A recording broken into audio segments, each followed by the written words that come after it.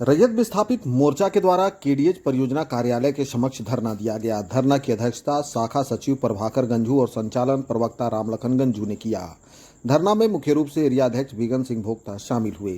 धरना को बिगन सिंह भोक्ता, रंथू राव, जगन्नाथ महतो, अमृत भोक्ता, जालिम सिंह, शिवनारायण लोहरा, प्रकाश महतो, सुनील यादव, सोनू गंझू, सलामत अंसारी, राजकुमार सिंह, अनिकेत गंझू सहित कई लोगों ने संबोधित किया। धरना के बाद प्रबंधन को 14 सूत्री मांग पत्र सौंपा गया। धरना में किशुन गंझू, सिप्ता गंझू, धर्मराज गंझू, गुड्डू गंझू, मीलू गंझू, जयराम गंझू समेत काफी संख्या में ग्रामीण मौजूद थे। जिसकी धरती है उसका काम, जिसकी धरती है उसका काम। रैयत विस्थापित मोर्चा जिंदाबाद, रैयत विस्थापित मोर्चा जिंदाबाद। बिगन भोक्ता जी के सोए हुए हैं, तेल डाल के बैठे हुए हैं, वो भी एसी में। हम लोग आज आपको वो बताने आए हैं कि एसी का हवा खा के और आप रैयतों को शोषण करने का काम कर रहे हैं, ये हम लोग चलने नहीं देंगे। अब मैं कार्यक्रम का ठलने का जो काम कर रही है, अगर हमारी 13 सूत्री मांग पूरी नहीं करती है तो अगर हम लोग चक्का जाम करने का काम करेंगे। साथी, ये जो मैनेजमेंट है हमें सब दिन छलने का काम किया है, ऐसे छलने हम लोग नहीं देंगे। और ज्यादा ना बोलते हुए के रैयतों की जो समस्याएं हैं उससे संबंधित मांग पत्र इन्हें सौंपने का काम किया जाएगा, क्योंकि ये मांग पत्र कोलियरी विस्तार के लिए जिस तरह इन्होंने एक्शन प्लान बनाते हैं उसी तरह रैयतों का भी एक्शन प्लान है।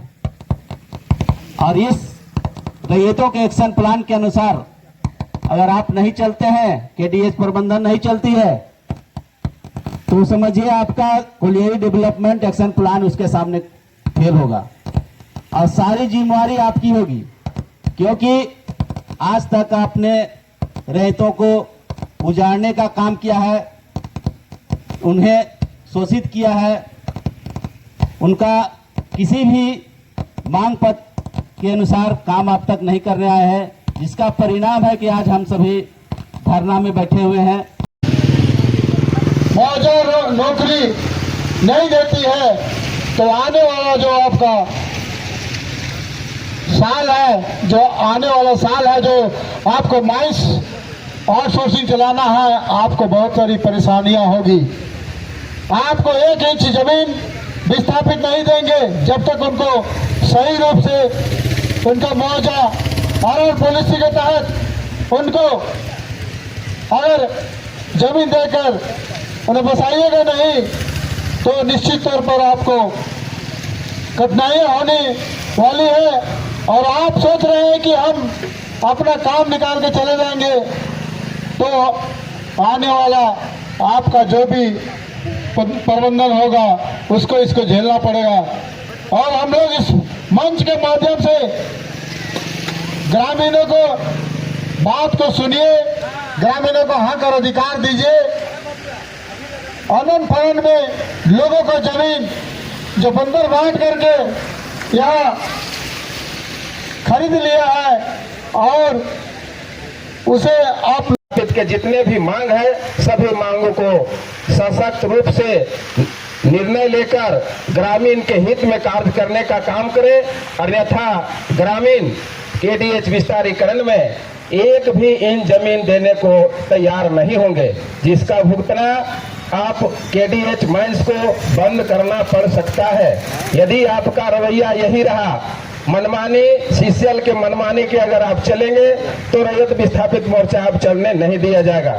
आप जब केंद्र सरकार की नीति के द्वारा आरआर पॉलिसी में जब नियम बनता है और आप लोग सीसीएल उसमें समझौता कर उस नियम से कार्य करने के लिए आप लोग वादा करते हैं, लेकिन आज आपका एक भी वादा धरातल पर नहीं उतर पाता है। ये बहुत ही दुखद घटना है।